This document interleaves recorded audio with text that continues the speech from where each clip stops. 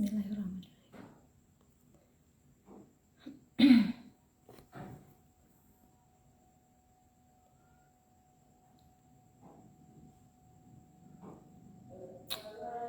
Halo, assalamualaikum warahmatullahi wabarakatuh, teman-teman di Konsulin You. Hari ini perkenalkan, saya Novi. Saya salah satu relawan tim Konsulin You, dan saya akan memandu IG Live kita di malam ini. IG Live ini merupakan IG Live ke-7 sejak Konsulin You berdiri 6 bulan yang lalu. Terima kasih support dan doanya teman-teman. Sampai hari ini Konsulin You masih berjalan, alhamdulillah, dengan segala tantangan-tantangannya. Dan seperti yang udah kita posting sebelumnya, malam ini kita akan membahas seputar kanker. Kita sama-sama tahu ya, kanker di masyarakat kita masih menjadi momok. Jadi kita akan bahas apakah memang kanker akan selalu jadi momok, atau kita perlu kenal lagi agar tidak semenakutkan itu gitu. Jadi sejam ke depan kita bersama para ahli akan ngobrol seputar topik ini seperti yang sudah pernah kita post sebelumnya. Dan para ahli yang hadir malam ini kita undang ada 2 orang yang memang berkecimpung di bidang kanker dan seputarnya. Yang pertama ada Dr. Hadrian Dwinanda Siyuti. Beliau adalah salah satu spesialis onkologi yang baru saja menyelesaikan studinya, dan memang sudah cukup berpengalaman di bidang ini. Dan yang kedua ada Nurse Nurul Huda yang juga sudah lumayan berkecimpung lama di dunia medis terkait kanker ini. Dan kita juga akan nanti ngobrol, udah gak sabar ya, udah ngobrol untuk bisa tanya-tanya. Nanti boleh silahkan teman-teman yang hadir untuk bertanya langsung di sana, ada tanda tanya untuk bisa menanyakan langsung kepada para ahli kita di siang ini. Nah, topik kita seperti yang kita posting tentang kanker bertepatan dengan Hari Kanker Sedunia hari ini 4 Februari 2022. Dan untuk tahun ini itu mengusung tema Close the Care Gap. Ya, bagaimana itu kita, kalau kita lihat seputar sekilas ya, itu bagaimana kita menutup kesenjangan perawatan kanker. Nah, apa sih maksudnya? Nanti kita tanya saja sama ahli-ahlinya ya. Oke, udah hadir di sini Nurse Nurul dan Dr. Nanda. Saya cek dulu.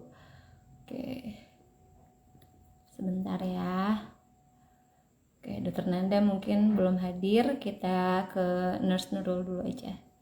Oke, menunggu Dr. Nanda. Kita biasa akrab memanggil dengan Dr. Nanda. Dan kedua ahli kita hari ini juga merupakan ahli-ahli di Konsulin You. Jadi teman-teman boleh silahkan untuk bisa konsultasi gratis di Konsulin You bersama 2 orang ini terkait, jika belum puas di sini nanti ya, boleh selanjutnya untuk bersama-sama untuk konsul di Konsulin You. Cara-caranya nanti ada di link di bio. Oke. Nah, Dr. Nanda juga udah hadir nih. Sebentar. Oke, siap. Sebentar ya, Nurse Nurul udah bersedia hadir tepat waktu. Halo, assalamualaikum warahmatullahi wabarakatuh. Waalaikumsalam warahmatullahi wabarakatuh. Senang banget, Dr. Nanda, apa kabar? Nurse Nurul, apa kabar? Alhamdulillah, baik. Terima kasih, Novi.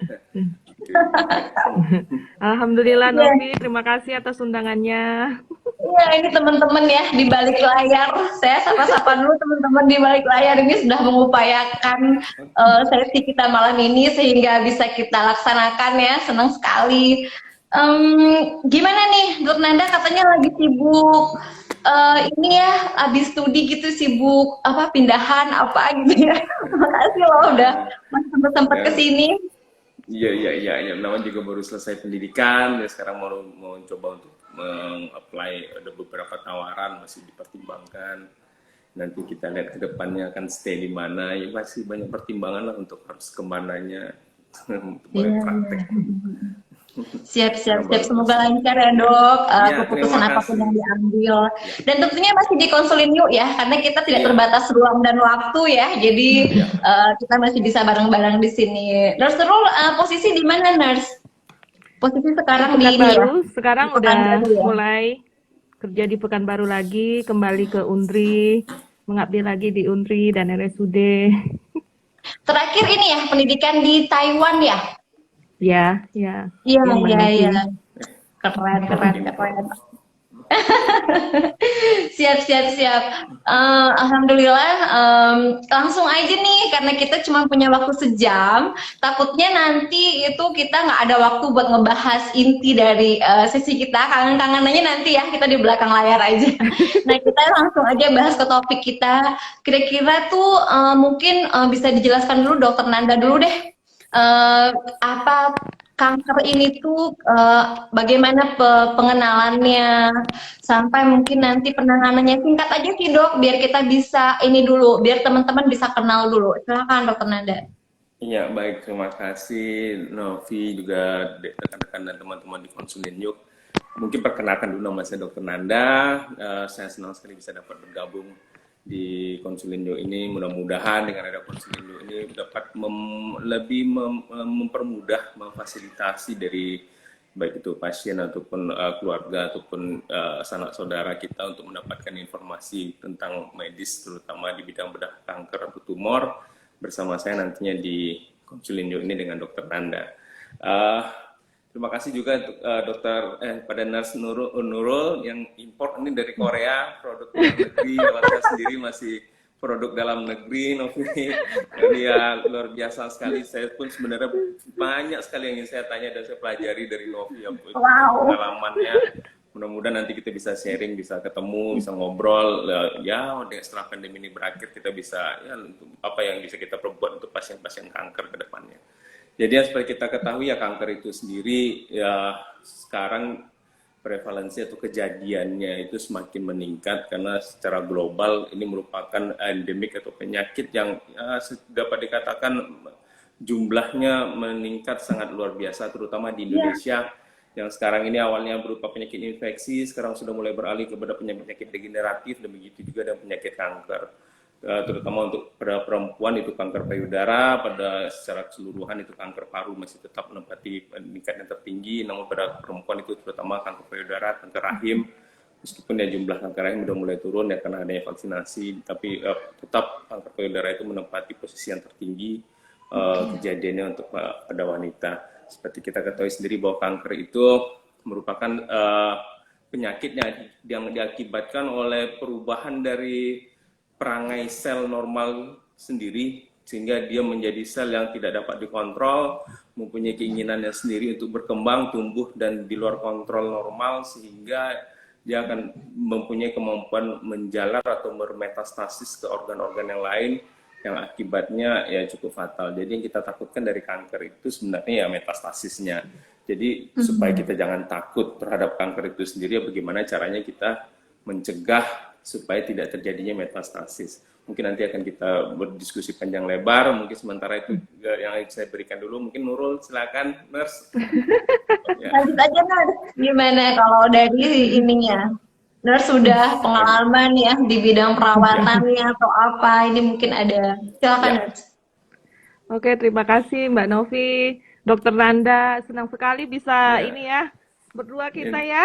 Iya, sama bidangnya yang kita minati yang sama Nurul. Mudah-mudahan kolaborasi ini terus berlangsung, sangat senang sekali. Iya, Karena amin. banyaklah kita pelajari nanti dengan. Iya, saya juga banyak belajar nih dari Dokter Nanda. Pastilah, sayang kita berbeda kota, berbeda nasib. Iya.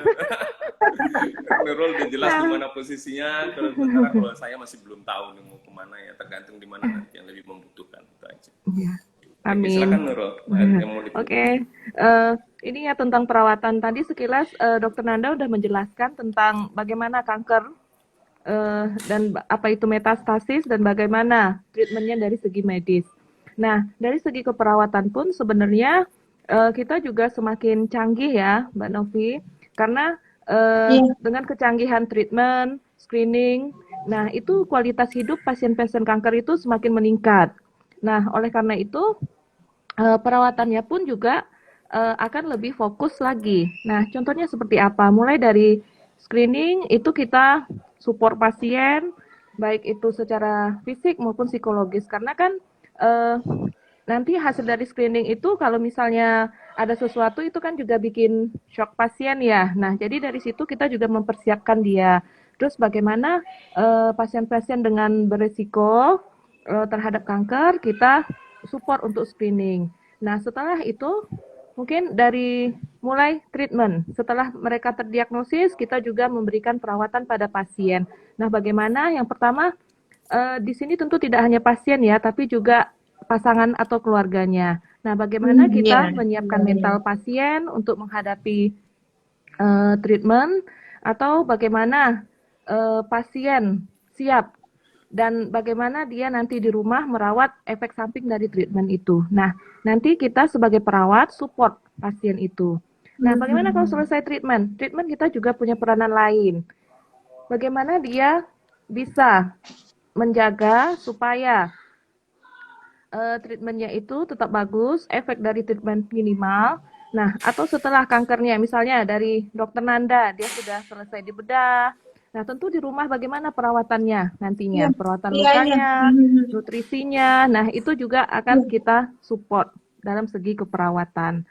Nah, semenjak treatment semakin bagus, angka kualitas hidup meningkat. Nah, ini pasien-pasien kita juga semakin banyak, seperti yang dibilang dari Dokter Nanda tadi. Nah, ada juga jenis pasien yang tidak bisa disembuhkan dalam hati metastasisnya sudah banyak, terus Hebat ya.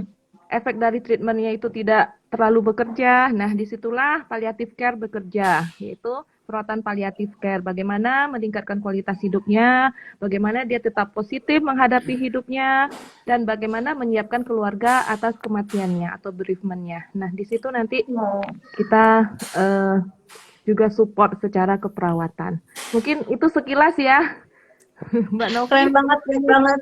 Iya, memang Dokter Nanda dan Nurse Nurul harus bekerja sama nih. Misalnya setelah dieksekusi berobat sama Dokter Nanda, itu kita kadang terlupa ya, Nurse, bahwa ada hal yang tidak terperhatikan gitu. Bagaimana kesiapan pasien, baik keluarga dalam hal ini, karena kan ini pengaruh ya. Bagaimana itu Ya, keluarga siap menghadapi dengan si pasien sendiri gitu. Kalau keluarga tidak siap menghadapi, otomatis pasiennya merasa bersalah, semakin sakit dan segala macam gitu ya. Jadi memang kerjasama yang baik dari dokter yang merawat bersama perawatannya after itu tuh dibutuhkan sekali oleh pasien ya dan kelangsungan ya. selanjutnya ya. Keren banget, keren banget. Ini udah banyak banget yang nanya di chat sampai bingung ini. Juga ada di dalam sini. Ini sementara kita tanggapi dulu sedikit ya, dokter. Ini sebentar. Ini bagaimana peluang kesembuhan untuk pasien-pasien kanker stadium akhir nih? Kayak dokter Nanda mungkin bisa jawab. Silakan dokter. Ya, ya, terima kasih. Jadi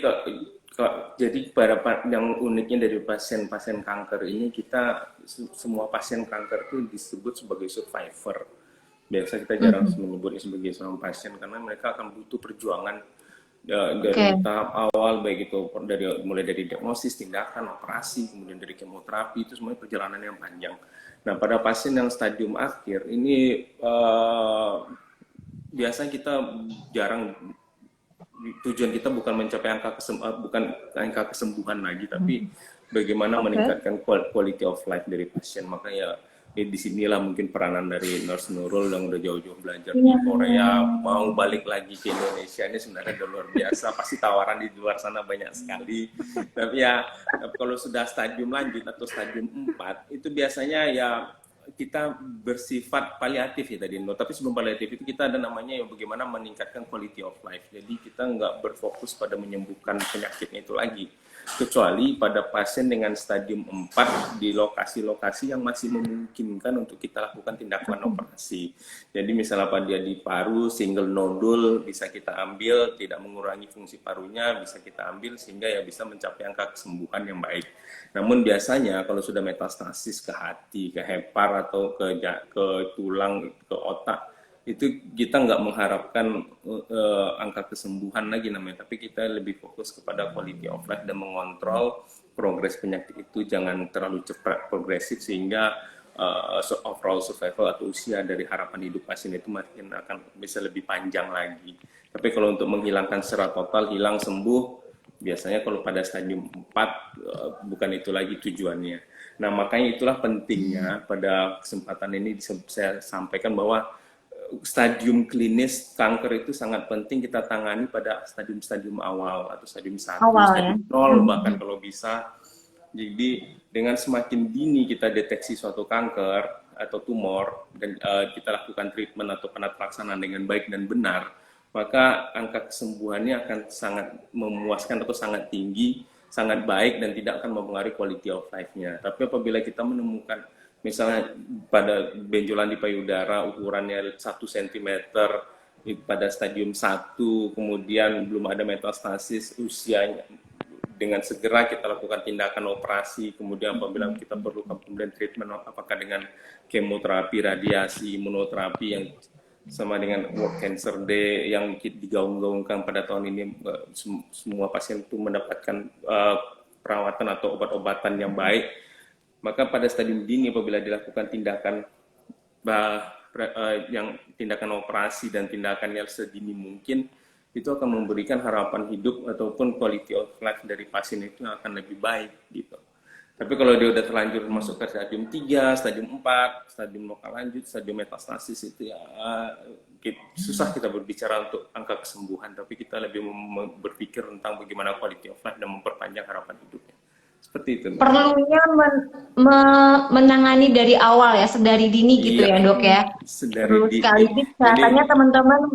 Ya, jadi kadang gini dokter, kadang pasien-pasien ini di tahap awal itu denial dulu, oh enggak nih nggak apa-apa, nah itu. Jadi mungkin segera periksakan gitu ya, dikonsulin ibu mungkin kalau memang belum bisa. Apakah memang perlu dilihat secara fisik atau enggak, nanti bisa dilanjutkan ya dok ya. Tapi mungkin di awal mungkin bisa dikonsulin yuk dulu apakah memang saya harus cek diri saya ke langsung ke dokter yang bersangkutan. Nah kalau teman-teman masih ragu misalnya ya silahkan ke nurse Nurul, karena nurse Nurul secara psikologis itu akan meningkatkan kepercayaan diri kita untuk bisa menghadapinya gitu ya.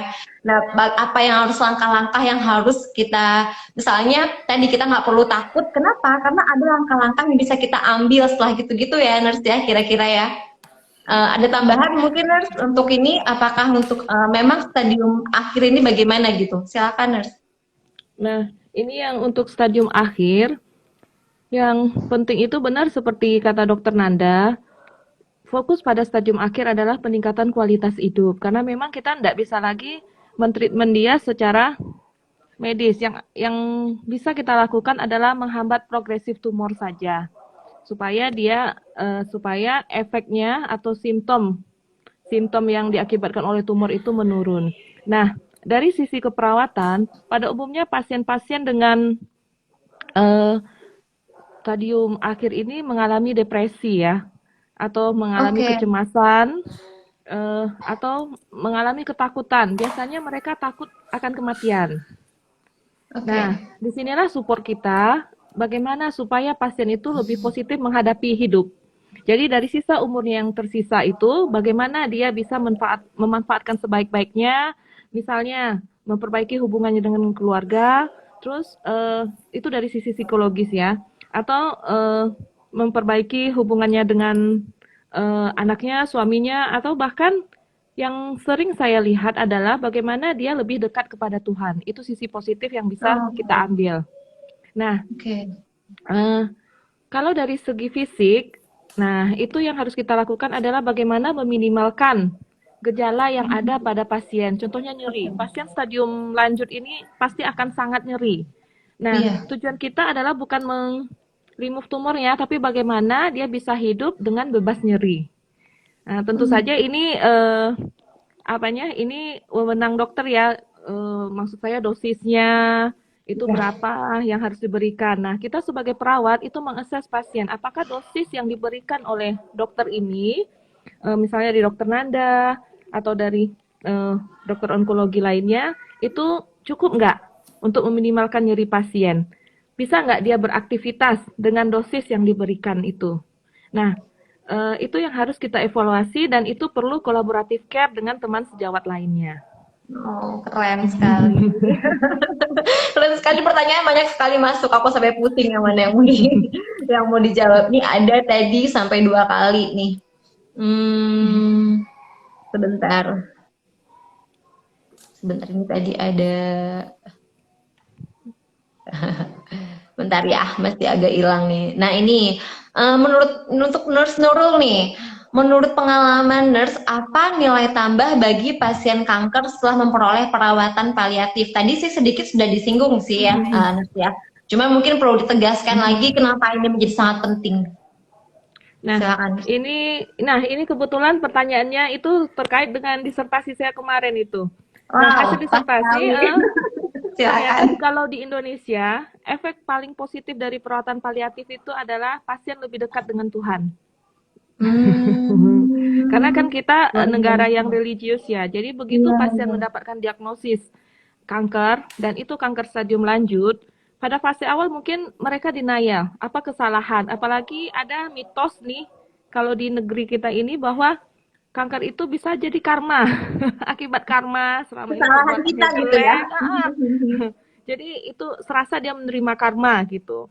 Nah, untuk meminimalkan karma yang dia terima itu, mereka mencoba berbuat lebih banyak kebaikan seperti menyumbang, terus sholat 5 waktunya jadi lebih tepat, mengajinya lebih tepat. Nah, itu makanya kita namakan itu religious coping atau coping secara agama. Nah, biasanya pasien-pasien stadium akhir ini dia menjadi lebih religius karena dia merasa bahwa bekalnya masih kurang untuk dibawa ke akhirat. Nah, pada pasien-pasien ini biasanya mereka melakukan kegiatan keagamaan lebih intensif, sholat tahajud, mengaji, berzikir. Nah, bahkan ada penelitian dengan menggunakan surat Ar-Rahman itu dengan reciting berkali-kali itu dapat menurunkan nyeri mereka. Nah, itu yang pernah mereka ungkapkan kepada saya. Nah, selain itu yang saya lihat dari ini adalah mereka menjadi lebih aktif. Selama ini mungkin mereka berpikiran bahwa saya masih kurang nih membawa dampak hal yang positif selama hidup saya. Nah, dengan sisa umur saya segini, saya ingin menjadi lebih baik. Dia memperbaiki hubungan dengan orang, atau bahkan ada pasien yang saya temui, dia mengajar mengaji, nah itu. Jadi banyak efek-efek Jadi quality of positif. life-nya dapat ya Nurse ya, jadi ya. Quality of life-nya dapat. Nah, pada pasien seperti ini kita tentu harus menjaga simptom yang kita lihat. Misalnya seperti saya bilang tadi, nyeri. Pasien dengan nyeri, kalau dia masih merasa nyeri seperti itu, pasti dia nggak bisa melakukan kegiatan atau aktivitas yang optimal, sehingga kita assess, kita kaji nyerinya secara perlahan. Terus bagaimana dengan breakthrough pain-nya, atau kan pasien kanker itu tiba-tiba di tengah itu ada nyeri yang sangat tinggi, yang harus kita berikan dosis nyeri yang obat anti nyeri yang lebih besar. Nah, itu pasti dokter Nanda lebih expert dari saya ya tentang itu. Nah, atau pasien dengan kanker kolon stadium lanjut itu kan biasanya ada stoma ya, Mbak Novi. Iya. Stoma itu kayak apa ya bahasa ininya? Ada lubang di dalam perut, terus BAB-nya melalui lubang itu. Nah, kadang-kadang pasien kan minder ya, karena agak-agak bau kadang, atau kadang-kadang dia merasa kok saya tidak sempurna. Nah, dengan perawatan paliatif, kita optimalkan kepercayaan dirinya sehingga dia tetap bisa optimal seperti itu. Oke, bahwa itu Dokter Nanda wajar bisa ya, tambahkan. tahapan-tahapan tadi wajar ya. Tahapan-tahapan baik, tadi baik. wajar. Yang harus pertama kita lakukan adalah pasien tidak boleh denial dulu sampai fase acceptance. Karena kalau dia masih denial, susah kita intervensinya. Di sini tinggi sekali peran perawatan ya, baik dari tenaga profesional maupun keluarga gitu ya, nurse ya. Bahwa Iya. bagaimana dari tahap denial sampai dengan penerimaan gitu ya. Nah, keluarga juga kita harus libatkan, Mbak Novi, karena terutama pada pasien kanker payudara ya, support suami itu sangat penting. Oke. Tidak percaya Support suami diri sangat gitu ya penting. biasanya. Iya, tidak percaya diri, terus merasa kurang sempurna, apalagi ibu-ibu yang usia masih muda ya, masih seksual aktif ya. Jadi itu Iya. diagnosis kanker payudara stadium lanjut dan harus mastektomi total itu benar-benar disaster bagi mereka. Oke. Baik, pertanyaannya makin banyak nih. Dokter, tadi ada pertanyaan tentang mana tadi, kista tadi mana sih? Udah di atas banget. Ini kalau kista berkembang jadi kanker itu kayak, maaf ya kalau teman-teman kalau kurang pas pertanyaan tadi sempat terbaca tadi, apakah kalau kista akan berkembang jadi kanker, Dok? Karena kan banyak ya pasien-pasien kista ini dan itu langsung jadi momok itu. Apakah ini akan berkembang jadi kanker sampai menjadi tumor gitu. Nah, mungkin bisa di pembedaan ya, tadi ada pertanyaan saya kumpulkan aja. Itu dari kista kemudian kanker, tumor. Mungkin bisa diluruskan kami, Dok, tentang bagaimana ini satu sama lain menjadi momok. Silakan, Dokter Nanda. Ya, terima kasih. Jadi ya kalau secara umum kalau tumor pengertiannya itu adalah benjolan. Jadi semua benjolan baik itu karena infeksi, inflamasi, karena kanker, karena apapun itu semua benjolan itu kita sebut sebagai tumor. Jadi kejedut pun kita kena lempar benjol kepala itu tumor karena inflamasi itu tumor benjolan. Jadi secara umum semua benjolan itu tumor. Nah, tumor itu sendiri baru bisa dibagi dua, apakah itu tumor jinak atau tumor ganas. Nah, kalau tumor jinak dan ganas ini dibedakan berdasarkan kemampuan dari tumor itu untuk bermetastasis apa tidak. Jadi kalau tumor jinak itu dia hanya lokal saja, dia tidak akan kemana-mana atau tidak mempunyai kemampuan untuk metastasis, maka disebut dengan tumor jinak. Nah, sementara kalau disebut dengan tumor ganas itu dia mempunyai kemampuan untuk bermetastasis atau berjalan ke tempat lain, maka itu disebut dengan tumor ganas atau kanker. Nah, disitulah perbedaannya. Jadi kalau kanker itu sendiri tumor yang mempunyai kemampuan untuk metastasis atau menjalar itu baru disebut sebagai suatu kanker. Nah, apakah suatu tumor itu bisa berubah menjadi kanker? Bisa ya, bisa tidak. Nah, itu dia. Kalau pada dasarnya semua benjolan kanker itu diawali dengan dari benjolan terlebih dahulu, benjolan terutama berupa payudara, apakah di kulit, di otot, di tulang, diawali dengan suatu benjolan. Nah, benjolan itu apabila dia mempunyai sifat ganas, dia menjadi kanker. Tapi tidak semua benjolan itu bisa berubah jadi kanker. Kalau dia memang pada awalnya itu benjolan itu jinak seperti lipoma, itu benjolan neurofibroma, itu dia benjolan itu bisa membesar sebesar kepala orang, tapi dia nggak akan kemana-mana, artinya dia tidak bisa menjalar, tapi itu tetap dibilang tumor jinak. Langsung ganas gitu ya? Ya, nggak patokan juga gitu ya. Jadi intinya dia bisa menjalar, itu baru kita bilang sebagai kanker. Tapi meskipun dia benjolan itu atau tumor itu kecil, ukuran baru 1 cm, tapi ternyata dia udah ditemukan di hati, di paru, di otak, udah menjalar, itu kita sebut sebagai suatu kanker. Jadi tidak semua benjolan itu bisa menjadi kanker, tapi ya kanker. Kalau kista gimana, Dokter? Tadi kista kayaknya belum kita. Ya, kalau kista ya ada kista jinak, ada kista ganas. Nah, kalau kista benar bukan bidang ilmu saya secara spesifik, tapi kalau saya bilang ya tetap sama pada prinsipnya neoplasma itu namanya kista, dia bisa bersifat jinak, bisa ganas. Tergantung nanti tipenya, itu nanti kerjaan dari patolog atau patologi anatomi yang memeriksa jaringan tumor itu atau kista itu sendiri. Kalau dia tidak menemukan adanya sifat-sifat kemampuan untuk menjalar, maka kita bisa bilang itu sebagai kista jinak dan dia tidak akan berubah. Tapi apabila memang dia mempunyai kemampuan untuk menjalar, kista itu bisa menjadi kanker atau kista ganas. Oh, jadi gini ya, Dokter. Jadi kalau kita nggak perlu langsung buru-buru takut kalau misalnya ada benjolan gitu ya. Kita nggak harus langsung, wah bahaya nih, tapi kita perlu ada tahu dulu bahwa abis itu kita cek apakah dia punya kemampuan untuk bermetastase kemana-mana gitu atau tidak. Nah itu cukup menenangkan sih sebenarnya dokter, biar kita bisa apa nggak, kalau biasanya masyarakat awam ya itu dikit-dikit benjol, pegang dikit aja benjol udah panik gitu ya, di sini dikit aja benjol udah panik gitu. Nah mungkin teman-teman di sini kita bisa cek dulu benjolannya itu seperti apa. Memang setiap benjolan adalah tumor, tapi bukan apa yang harus kita takuti, apa yang harus kita waspadai ya. Benjolan-benjolan apa yang harus kita waspadai itu perlu penanganan atau apa sih harus dicek lebih lanjut gitu ya dokter ya. Oke baik teman-teman, jadi kita nggak usah terlalu panik di awal, serahkan pada ahlinya. Mari kita ke konselin yuk untuk berkonsultasi. Ya, makanya dengan adanya platform, adanya konsulin yuk ini sebenarnya jadi kita sebenarnya nggak gampang, artinya lebih kalau ada benjolan baru, misalnya ini ada benjolan ya, apa ya? Silakan konsultasikan, artinya lebih baik kita bertanya, kita konsultasikan ke dokter daripada kita nebak-nebak dan mencari informasi yang mungkin salah, nanti dikasih obat. Iya betul. Dan itu dia jinak, atau kebalikannya benjolannya kecil tapi kalau ya dokter pasti akan bisa menilai ini apakah potensi untuk menjadi kanker atau tidak ya. Dokter akan lebih berpengalaman. Jadi tetap saya bilang bahwa benjolan apapun yang baru muncul di tubuh kita ya nggak usah ragu-ragu lah, bertanya atau konsultasi pada dokter, apalagi yang fasilitas kesehatan yang banyak, apalagi ada konsulin yuk ini lebih gampang. Iya Perlu betul tinggal sekali, foto nggak benjolannya repot-repot. kirim, mudah-mudahan nanti bisa kita tanggapi apakah memang ya itu bukan apa-apa atau memang perlu kita lebih waspadai lagi, sehingga kita bisa menemukan kanker itu dalam fase stadium yang lebih dini gitu. Itu aja pesannya. Terima kasih. Siap. Oke, ini ada pertanyaan lanjutan nih dokter, ke dokter Nanda lagi. Apakah kanker bisa dicegah dengan vaksin? Nah, ada nggak sekarang kan heboh vaksin? Ada nggak vaksin buat pencegahan kanker? Silakan dokter.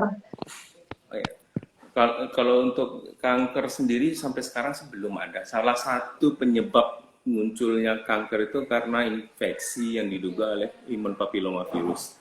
Makanya sekarang vaksin untuk HPV ini terutama untuk pasien-pasien dengan CA cervix, karena diduga penyebab dari CA cervix itu adalah HPV atau human papillomavirus. Dengan memberikan vaksin itu diharapkan ya dan terbukti bahwa insiden dari CA cervix itu sendiri berkurang atau menurun. Itu sebenarnya bukan bidang ilmu saya lagi, itu bidang ilmu onkologi obgyn.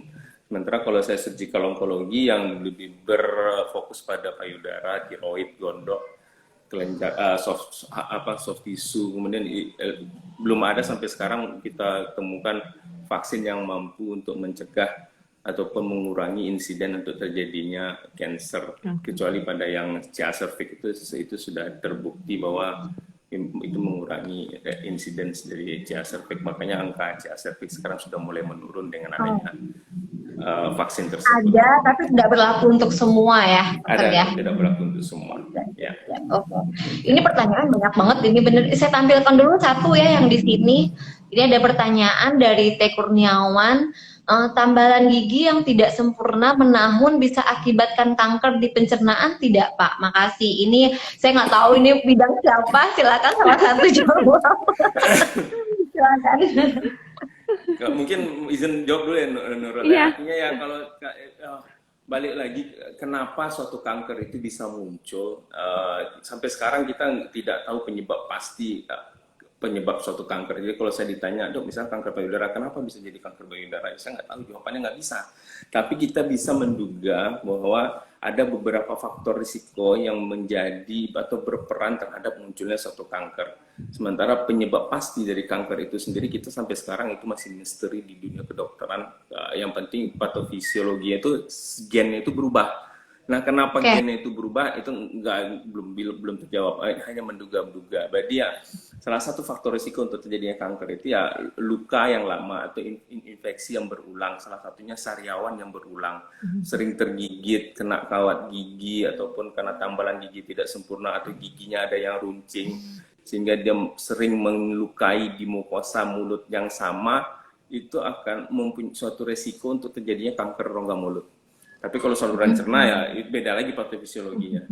Tapi kalau untuk kanker rongga mulut struktur gigi yang tidak bagus, oral hygiene yang tidak baik, pemakaian kawat gigi yang tidak sempurna, sering tergigit, sering luka, sering sariawan itu merupakan pemicu untuk terjadinya kanker mulut.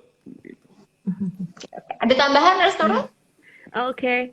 Ya, saya setuju dengan Dokter Nanda ya. Nah, ini juga pernah ditanyakan pasien saya nih.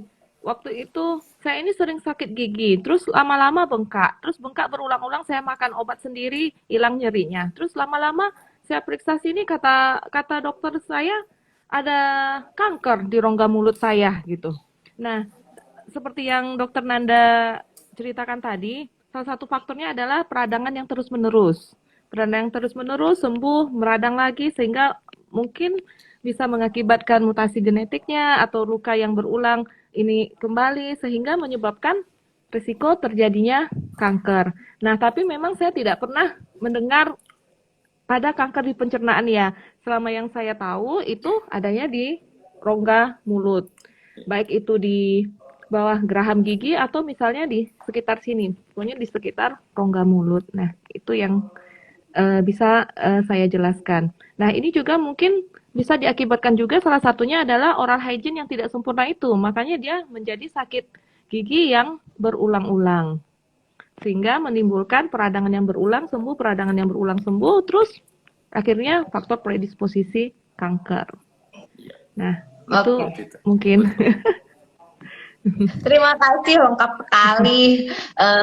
Dan akan lebih lengkap lagi kalau langsung ke Konsulinio ya, lebih private, lebih lengkap lagi. Silahkan daftarkan ke Konsulinio untuk konsultasi gratisnya.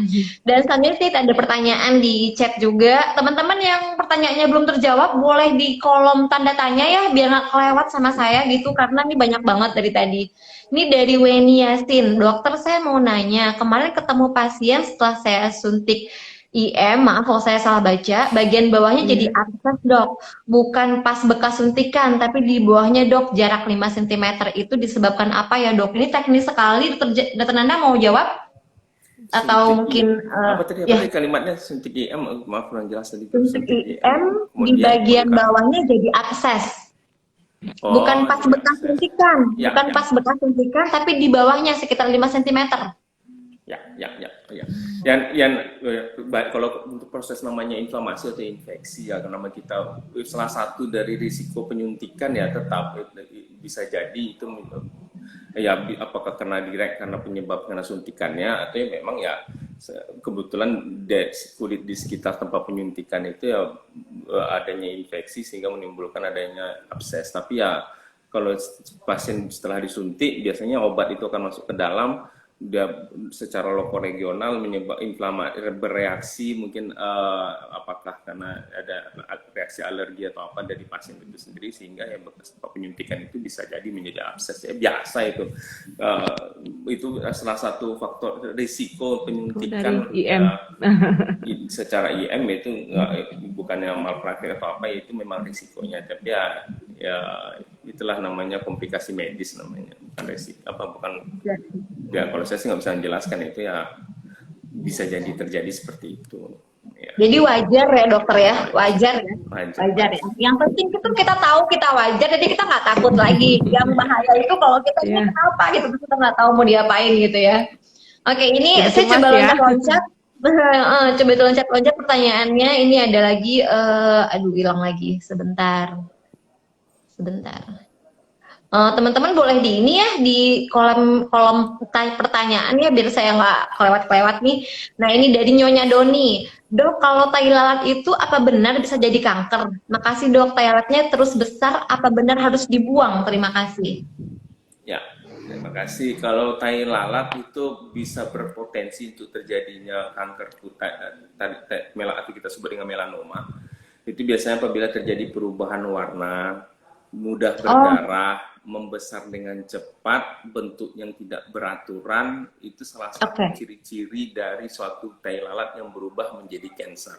Tidak semua tai lalat itu kanker, tapi ada tai lalat yang sifatnya dia berubah, membesar dia dengan cepat, meninggi dan menebal dengan lebih besar, kemudian gampang berdarah, pinggirnya mulai tidak beraturan. Curigalah itu bisa jadi dia berubah sifat menjadi cancer. Nah, kalau ketemu tai lalat yang kok cepatnya membesarnya, kok mudah dia berdarah, mulai bentuknya nggak beraturan, karena di biasa kan bulat bagus gitu, tapi ini sekarang kok mulai nggak beraturan, periksalah ke dokter. Dokter pasti sarankan itu dilakukan biopsi, diangkat, kemudian dilakukan pemeriksaan secara mikroskopis. Kalau kita temukan adanya sel cancer, ya kita lebih cepat menemukannya pada stadium lebih dini. Dibandingkan, biarlah nggak apa-apa ini tai lalat aja, tapi dibiarkan. Kalau melanoma, tai lalat yang cancer atau melanoma itu dia lebih cepat untuk metastasis. Jadi ya ketika ketemu tai lalatnya kecil, tapi sebenarnya itu udah menjalar ke kelenjar getah bening dan juga ke paru-paru. Jadi prognosisnya lebih jelek dibandingkan kanker payudara atau kanker-kanker yang lainnya karena kalau melanoma. Jadi kalau ketemu tai lalat yang berubah sifatnya, segeralah periksa ke dokter gitu loh. Oke, segera periksa ke dokter. Untuk awal kalau masih ragu ke dokter mana dan bagaimana caranya, silakan ke konsul dulu, gitu ya teman-teman. Kalau ke dokter, memang semua dokter umum pun dia kayak tetap yang lebih sering melihat, lebih sering menangani pasien kanker itu ya pasien dokter konsultan bedah onkologi atau yang sudah dokter bedah umum yang ya kadang pasien itu bingung dok mau ke dokter mana gitu ya kan, bingung ini mau ke dokter mana ya, pikir dokternya sama aja gitu ya, pasien awam gitu. Jadi mungkin bisa diarahkan konsul kemana. Kadang kesian udah lama di rumah sakit ngantri terus juga ternyata salah dokter gitu yang dituju ya. Nah mungkin bisa dicari tahu dulu di konseling yuk, saya tuh harus ke dokter mana sih. Kalau salah kan tinggal ganti jadwal, gampang kalau di konseling yuk ya. Silakan teman-teman, kalau ragu mau dibawa kemana, dikonsultasikan dulu, karena kita pun kadang mengarahkan teman-teman untuk ke dokter yang lebih cocok. Jadi membantu teman-teman juga untuk tidak terlalu bingung ke rumah sakit, kemudian bingung ke dokter yang mana. Nah ini pertanyaan sangat banyak di sini dan di sana sampai bingung.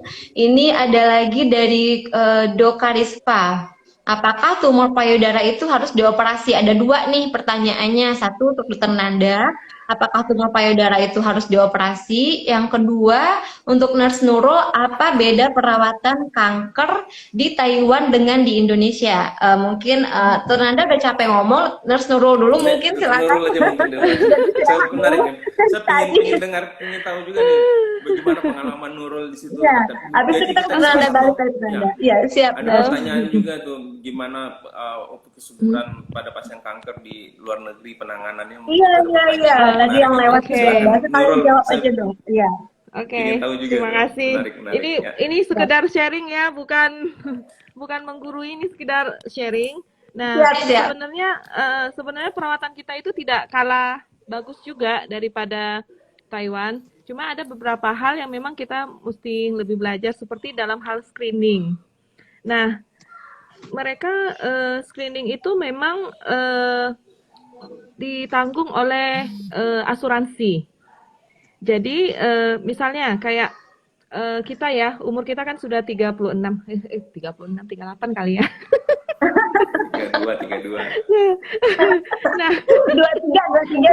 Nah, itu kan sudah berisiko ya terhadap kanker payudara. Jadi sekali setahun itu kita akan dapat SMS peringatan untuk memeriksakan untuk screening kanker payudara. Nah, itu akan diperiksa secara gratis dan tempatnya itu juga banyak di mana-mana. Jadi kita datang terus kita periksa. Nah, nanti kita juga ada screening untuk kanker serviks. Nah, kita nanti juga diingatkan. Nah, kita udah usia segini ini harus screening untuk kanker serviks. Sehingga akhirnya mereka menemukan kasus kanker itu sudah masih dalam stadium rendah.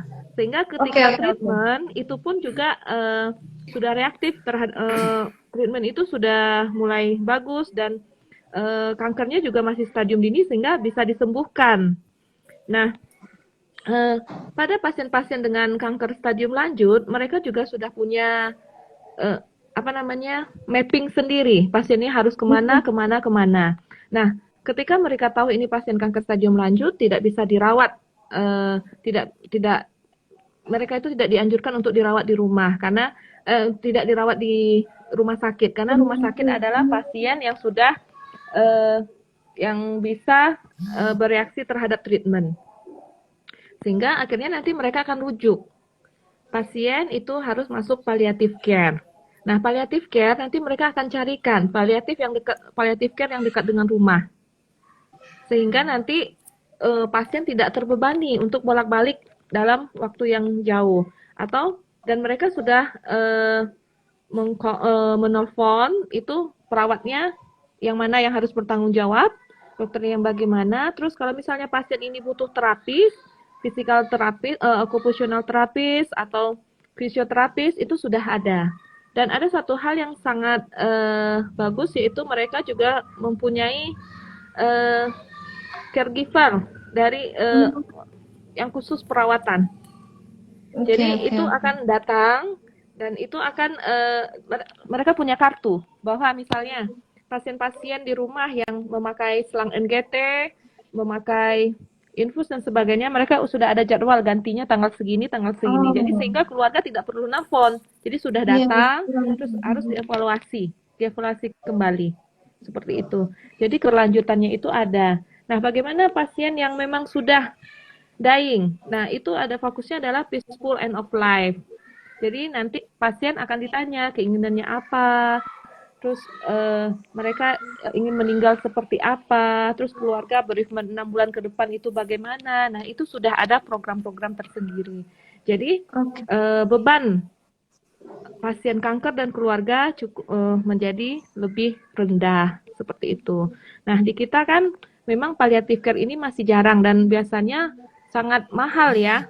Karena harus membayar sendiri. Seperti kalau ganti NGT berapa, itu sudah ada kos-kosnya. Bahkan sekali datang malah home care itu bisa pasien membayar dengan lebih mahal. Sehingga akhirnya keluarga memutuskan untuk merawat sendiri tanpa bantuan tenaga medis. Nah, ini yang mungkin harus kita perbaiki.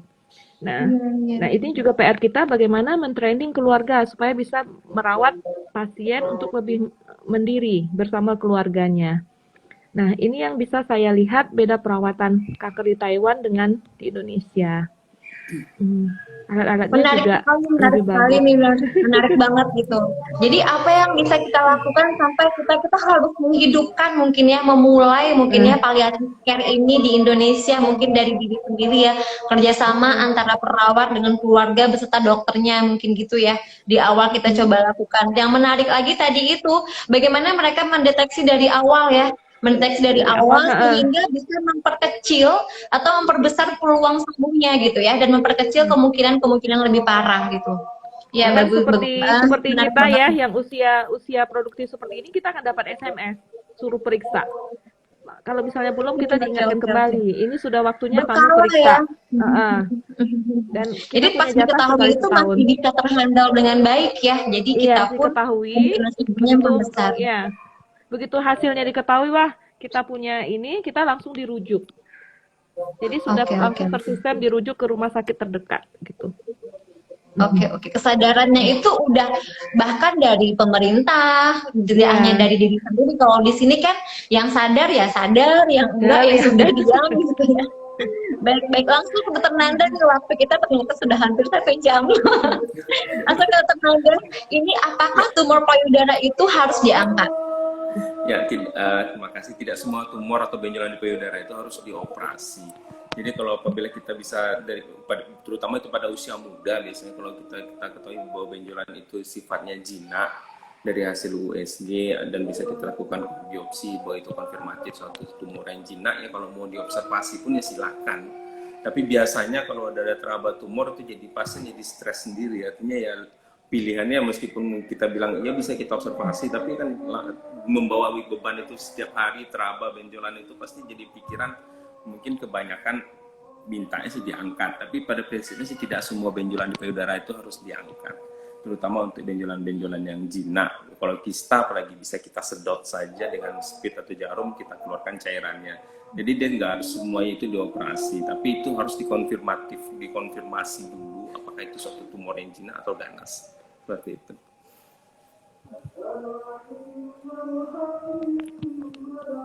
Maaf, lagi di mute. Terima kasih. Ini ada satu lagi. Menarik juga nih pertanyaannya buat Nurse Nurul. Pada pasien paliatif sebaiknya diberitahukan atau tidak kondisi realnya kepada pasien? Langsung. Sebaiknya iya. Kenapa? Karena pasien harus disiapkan untuk menerima kenyataan hidupnya. Karena ini ada konsep palliative care itu adalah peaceful end of life care, maksudnya eh, kematian yang indah di akhir hidup, peaceful end of life. Jadi kematian yang indah di akhir hidup. Nah, jadi ketika pasien itu sudah terbukti paliatif, dan pada paliatif ini nanti kan ada juga tahapan end of life ya. Nah, itu pasien memang harus diberitahu. Kenapa? Karena kita bisa berkomunikasi dengan pasien, dengan keluarga, apa yang diharapkan dengan sisa umur segini. Nah, pasien juga diminta untuk acceptance tadi, tidak denial. Jadi sehingga ketika dia sudah menerima, kita support dia supaya tidak selalu tahap denial, maju ke fase acceptance, dia akan lebih kooperatif terhadap hidupnya.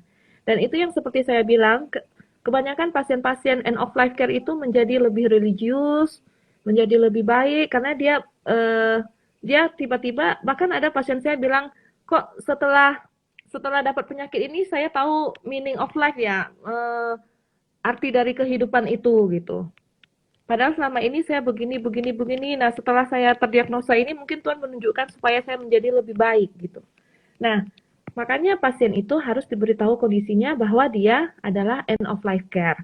Sehingga dia bisa memanage simptomnya dengan baik, terus menghadapi kematiannya dengan baik, serta keluarga juga bisa mensupport. Karena pasien dengan paliatif itu beban mental tersendiri bagi keluarga. Karena di suatu sisi keluarga merasa bersalah, kenapa saya tidak bisa menolong anggota keluarga saya ini, dan dia harus, dalam kasarnya ya, dia harus menyaksikan bahwa makin lama pasiennya akan mengalami perburukan. Nah, itu merupakan beban mental tersendiri bagi keluarga. Kalau melihat pasien sendiri kuat, optimis, nah itu juga menimbulkan aura positif dalam perawatannya. Sehingga memang harus kita kasih tahu.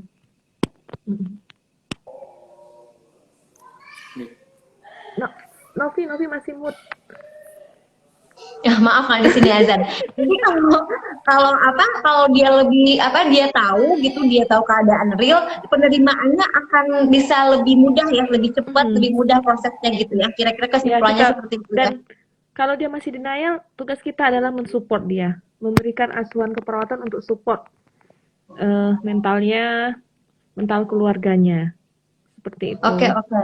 Siap. Nih sedikit aja Nurs, waktu kita sedikit banget, langsung dijawab aja yang ini. Berarti di Taiwan ada klinik atau rumah sakit khusus palliative care ini, Nurs? Ya, ada. Karena ada undang-undang kesehatan di Taiwan membentuk bahwa palliative care itu harus dibentuk mulai dari kalau kita namanya puskesmas ya, mulai dari lini terendah, mulai dari lini terendah sampai lini tertinggi, dan itu ada tahap-tahapannya, dan itu diatur dalam Undang-Undang Kesehatan Taiwan, dan mereka mensupport semua biaya dari itu, karena selama ini itu sejak tahun 1987, karena selama ini mereka merasa bahwa palliative care ini kan costly ya, mahal. Nah, pas mereka lihat warganya kok yang palliative care itu kan terutama yang udah tua-tua itu kan agak susah ya, keluarganya banyak yang bekerja, mereka melihat wah ini nggak bisa, sehingga mereka membentuk undang-undang yang memberikan asuhan keperawatan paliatif mulai dari tahap yang paling rendah sampai ke rumah sakit rujukan. Bahkan di level terbawah pun sudah care sama ini ya, bahkan sudah tersusun dengan baik di level terbawah pun gitu ya. Iya. Bahkan ada pasien yang di ICU itu bisa sampai, pernah ada pasien sampai 18 tahun di ICU karena dia tetap menggunakan mesin dan sebagainya, itu tetap disupport pembiayaannya oleh pemerintah. Tuh. Siap, keren banget. Ini sudah jam 8, jadi mungkin teman-teman yang pertanyaannya belum terjawab, apa perlu kita ada sesi kedua?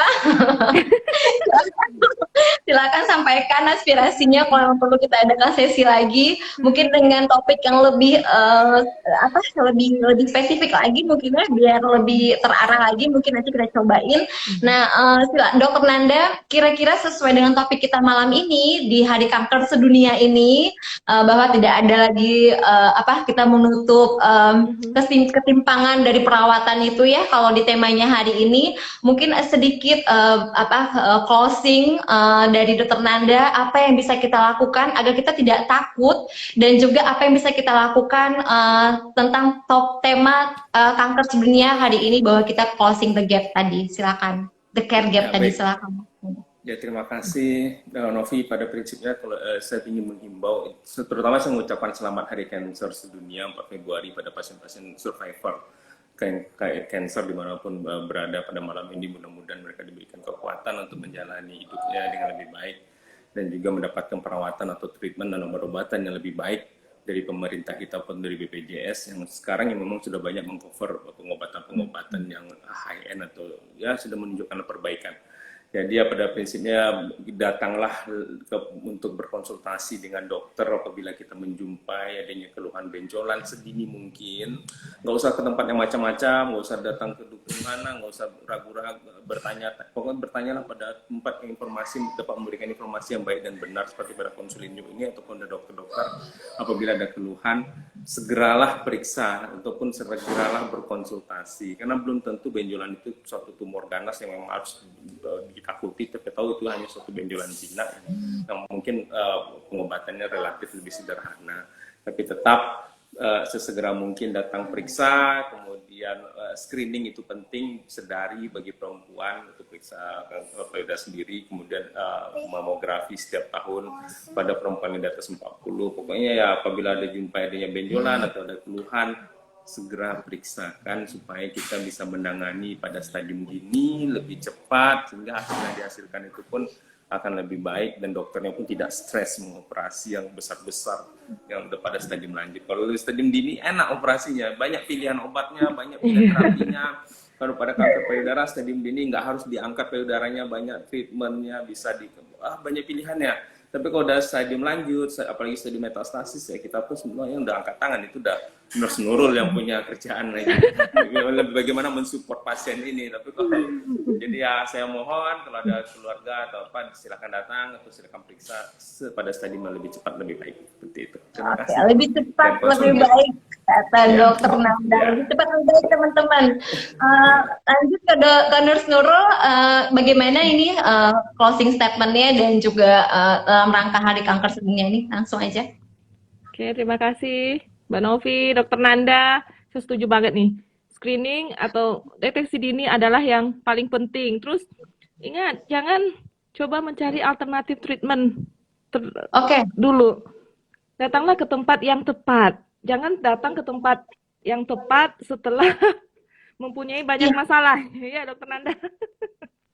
Nah, ini sering kita temui sebenarnya di rumah sakit ya, di klinik itu banyak pasien-pasien pertama datang dengan screening awal, begitu hilang 3 bulan balik lagi udah stadium lanjut. Ternyata udah kemana-mana dulu. Nah, oleh karena itu saya tadi sesuai dengan tema Hari Kanker Sedunia, closing the gap, artinya kita menghambat gap yang ada dalam perawatan kanker. Artinya akses terhadap perawatan kanker, baik itu medis maupun perawatan, itu tidak ada gap lagi. Semua orang berhak mendapatkan treatment yang tepat. Nah, oleh karena itu, jangan lupa nih, jadi iklan deh. Kalau misalnya ada masalah atau ada yang ingin ditanyakan, ada yang ragu tentang perawatannya atau ragu dengan diagnosisnya, ini seperti apa, jangan disimpan sendiri, jangan stres. Datanglah ke tempat yang tepat, nah bersama kita konsulin yuk. Apalagi ada masalah perawatan-perawatan, jangan stres. Bagaimana kita merawatnya dengan ini, boleh silakan dikonsulin yuk ya. Bukan begitu, Dokter Nanda? Oke, Dokter Nanda. Selamat Hari Kanker Sedunia. Bersama kita bisa mencegah dan merawat kanker. Wow, keren banget. Amin, ya Allah.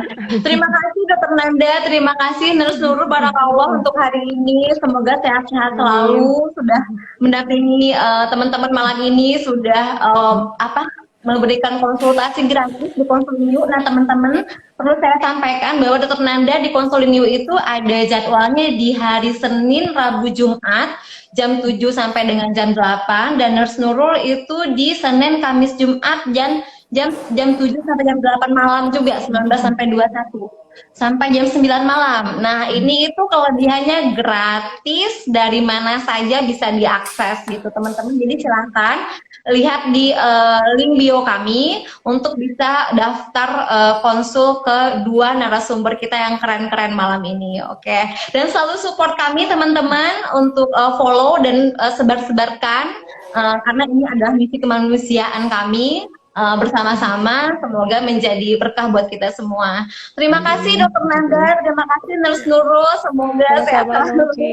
Ya, Amin. terima kasih Novi, terima kasih Nas Nurul. Ya, Terima terima kasih. kasih Dokter Nanda. Udah lama Teman-teman nih nggak di ketemu nih. layar. Terakhir kita ketemu pas Lebaran ya, tahun berapa Oh itu? iya, 2016 wah udah 3-4 tahun, ya? 18. Iya, 2018 ya. Lama Iya, banget. Kalau kita udah 20 tahun nggak ketemu ya Nurul. Iya, Waduh, sama berpuluh tahun. Novi malah 20 tahun nggak ketemu. Oke, terima kasih. Dan jangan lupa untuk segera konsul. Semoga teman-teman juga sehat selalu. Mohon maaf jika ada kesalahan. Sampai ketemu di IJ Live selanjutnya. Terima kasih. Barakallah. Assalamualaikum warahmatullahi wabarakatuh. Waalaikumsalam Waalaikumsalam warahmatullahi wabarakatuh. Terima kasih. Sampai Terima jumpa. kasih. Mohon maaf kalau ada kesalahan ya. Ya, Sama-sama. izin live. Izin live. Iya, silakan meninggalkan ruangan.